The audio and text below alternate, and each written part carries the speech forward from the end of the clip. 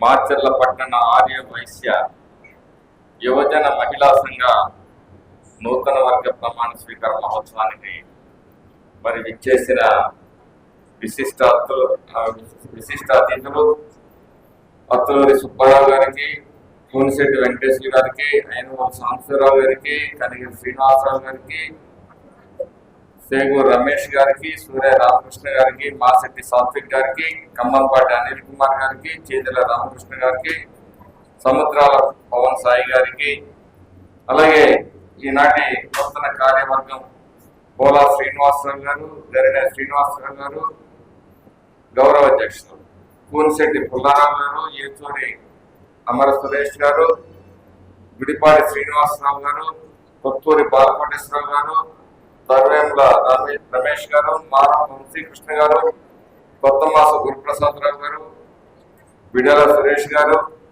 అలాగే కార్యదర్శులు కోడూరు వీర వెంకట రామాంజనేయులు గారు, జొన్నలగడ్డ రమేష్ గారు, మేడం చెన్నకేశ్వరరావు గారు, పొట్టు శ్రీనివాసరావు గారు, ఊరుగడ్డి చెన్నకేశ్వరరావు గారు, అలాగే మరి ఇందులోనే ఉన్నారు వీళ్ళందరూ కూడా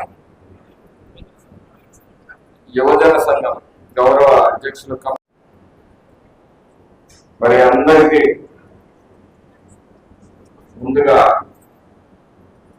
నమస్కారాలు, శుభాకాంక్షలు, శుభాభినందనలు.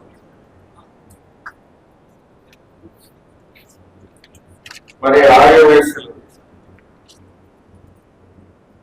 నమ్మకమే పెట్టుబడిగా